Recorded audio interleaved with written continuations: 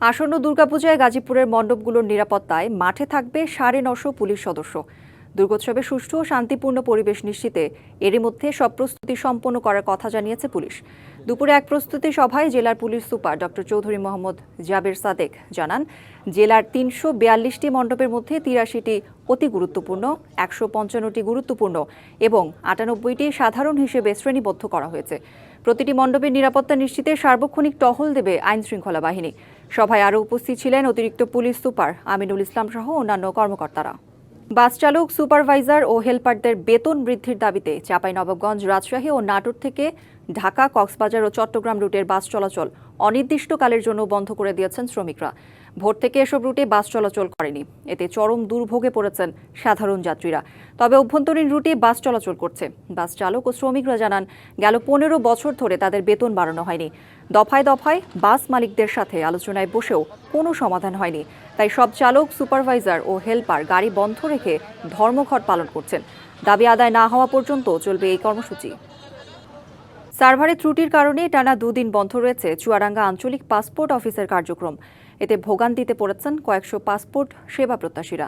বেলা ১১টার দিকে manually passport ডেলিভারির কাজ শুরু হলেও নতুন আবেদন গ্রহণ ও ইস্যুর প্রক্রিয়া বন্ধ রয়েছে। কর্তৃপক্ষ জানায়, ইমিগ্রেশন ও পাসপোর্ট অধিদপ্তরের প্রকৌশলীরা সার্ভার মেরামতের চেষ্টা করছেন। দ্রুতই সব কার্যক্রম স্বাভাবিক হবে বলে আশা করছেন তারা। শনিবার রাতে বজ্রপাতে সার্ভারের সুইচ নষ্ট হয়ে যাওয়ার সব ধরনের সেবা বন্ধ হয়ে যায়। রবিবার সকাল থেকে মেরামত কাজ চললেও সার্ভার সচল না হওয়ায় নতুন পাসপোর্ট ইস্যু সহ অন্যান্য কার্যক্রম বন্ধ রয়েছে। বলতেছে যে সার্ভারে কাজ করছে না, আজকে হবে না, কালকে অনেক টাইম, মানে সারাদিনই এই জায়গায় কেটে গেছে। সকাল থেকে এখন পর্যন্ত বসে আছি, ওনারা বলছে সার্ভারের সমস্যা। 2 দিন যাবত কীভাবে সার্ভারের সমস্যা হয়। রবিবার সকাল থেকেই আমাদের সকল কাজ বন্ধ। পরে আমরা যাচাই করে হেড অফিসে কথা বলে জানতে পারলাম যে আমাদের সুইচ নষ্ট হয়ে গেছে সার্ভারের। আজকে সকালে আমরা শুধু ডেলিভারি পার্টটা চালু করতে পারছি। সাগরে লঘুচাপের প্রভাবে দেশের বিভিন্ন জেলায় কখনো থেমে থেমে আবার কখনো অঝোর ধারায় বৃষ্টি হচ্ছে। কোথাও কোথাও বৃষ্টির সঙ্গে হচ্ছে বজ্রপাত। পটুয়াখালীতে ভোর থেকেই বৈরী আবহাওয়া, সাগর উত্তাল রয়েছে। গত ২৪ ঘন্টায় সর্বোচ্চ বৃষ্টি হয়েছে ফেনীতে ১১৬ মিলিমিটার। এছাড়া নোয়াখালী, লক্ষ্মীপুর, কুমিল্লা, চাঁদপুর, গোপালগঞ্জ, সিরাজগঞ্জ, মৌলভীবাজার, রাজশাহীতে ভারী বৃষ্টিপাত হয়েছে।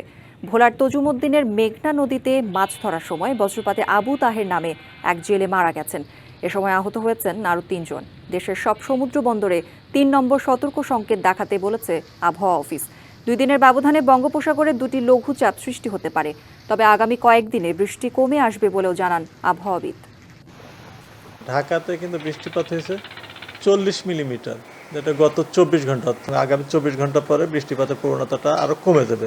এবং ঢাকাতে কিন্তু ইতিমধ্যে বৃষ্টিপাত কিন্তু কমে গেছে, আর ওই রকম ভারী বৃষ্টিপাতের আশঙ্কা আপাতত আর নেই। সিলেটের এমএজি ওসমানী মেডিকেল কলেজ হাসপাতালে কোনো দালাল চক্র প্রবেশের চেষ্টা করলে তাদের বিরুদ্ধে আইনগত ব্যবস্থা নেওয়া হবে বলে জানিয়েছেন জেলা প্রশাসক সারওয়ার আলম।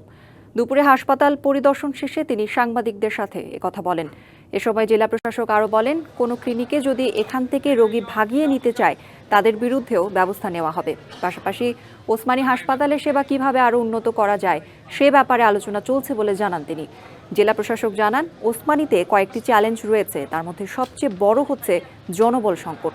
৯০০ শয্যার হাসপাতাল হয়েও এখানে জনবল রয়েছে ৫০০ শয্যার। এ বিষয়ে সমাধানের চেষ্টা চলছে বলে জানান তিনি। সিলেট নগরীর সড়কে শৃঙ্খলা ফিরিয়ে আনতে এবং যানজট কমাতে বিশেষ অভিযান শুরু করেছে সিলেট মেট্রোপলিটন পুলিশ। সকাল থেকে নগরীর 5টি গুরুত্বপূর্ণ স্থানে একযোগে এই অভিযান চালানো হয়। অভিযানকালে ব্যাটারি চালিত অটোরিকশা ও অবৈধ যানবাহনের বিরুদ্ধে ব্যবস্থা নেওয়া হয়। এ সময় police commissioner Abdul Quddus Chowdhury PPM প্রতিটি পয়েন্টে ধারাবাহিকভাবে উপস্থিত থেকে অভিযানের নেতৃত্ব দেন। পরে তিনি রিকাবি বাজার পয়েন্টে এসে সাংবাদিকদের সাথে কথা বলেন। এ সময় এসএমপি কমিশনার আশ্বাস দেন, সিলেটকে নিরাপদ নগরীতে পরিণত করতে যা কিছু প্রয়োজন তার সবকিছুই করা হবে। এর আগে গত সপ্তাহে এসএমপি সড়ক শৃঙ্খলা ফেরাতে 5 দফা নির্দেশনা জারি করে। শাহজালাল বিজ্ঞান ও প্রযুক্তি বিশ্ববিদ্যালয়ে ছাত্র রাজনীতির উপর নিষেধাজ্ঞা জারি করে আরোপ করা প্রজ্ঞাপনটি স্থগিত করেছে বিশ্ববিদ্যালয় প্রশাসন। প্রক্টরের অনুমোদন ক্রমে এখন থেকে করা যাবে বিভিন্ন রাজনৈতিক কর্মকাণ্ড। বিশ্ববিদ্যালয়ের রেজিস্ট্রার সৈয়দ সলিম মোহাম্মদ আব্দুল কাদের স্বাক্ষরিত এক বিজ্ঞপ্তিতে বিষয়টি জানানো হয়। বিজ্ঞপ্তিতে বলা হয়, ক্যাম্পাসে আইন শৃঙ্খলা পরিস্থিতি সমুন্নত রাখার স্বার্থে পারস্পরিক শ্রদ্ধাবোধ বজায় রেখে শিক্ষার্থীদের কল্যাণমূলক সকল রাজনৈতিক কর্মকাণ্ড বিশ্ববিদ্যালয়ের প্রক্টরের অনুমোদন ক্রমে করা যাবে। তবে সকল একাডেমিক ভবন, প্রশাসনিক ভবন এবং আবাসিক হলসমূহে পূর্বের ন্যায় মিটিং ও মিছিল নিষিদ্ধ থাকবে। সাকসু নির্বাচন প্যানেল গঠন ও প্যানেল পরিচিতিমূলক অনুষ্ঠানসমূহ হল প্রশাসনের অনুমতি সাপেক্ষে করা যেতে পারে। ইস্পাত কঠিন সুদৃঢ় ঐক্যের মাধ্যমে তারেক রহমানের নেতৃত্ব বাংলাদেশে প্রতিষ্ঠা করতে চায় বিএনপি। দুপুরে লক্ষ্মীপুর জেলা আউটার স্টেডিয়ামে সদর উপজেলা পূর্ব বিএনপি সম্মেলনের উদ্বোধনী বক্তব্যে একথা বলেছেন বিএনপির যুগ্ম মহাসচিব শহীদ উদ্দিন চৌধুরী আনি। ইসলামী শাসনতন্ত্র আন্দোলন বাংলাদেশের মানুষের কাছে চিহ্নিত জাতীয় বেইমান। 17 বছর ইসলামী শাসনতন্ত্র আন্দোলন হাসিনাকে স্থায়িত্ব দিয়েছিল। এমন কোনো দালালি পাখা মার্কার ছিল না যা তারা করেনি। এ বাংলাদেশের ইতিহাসকে কলঙ্কিত করেছে তারা বলে মন্তব্য করেন তিনি। চরমোনাই পীর, পীর নয় ভণ্ড। 2014, 18 ও 24-এর নির্বাচনে হাসিনাকে সহযোগিতা করে হাসিনার স্থায়িত্ব বাড়িয়ে দেওয়ার ক্ষেত্রে এই চরমোনাই পীর, এই ইসলামী শাসনতন্ত্র আন্দোলন, এই পাখা মার্কা ছিল বাংলাদেশের মানুষের কাছে আরেকটি চিহ্নিত জাতীয় বেইমান বলে মন্তব্য করেন শহীদ উদ্দিন চৌধুরী আনি।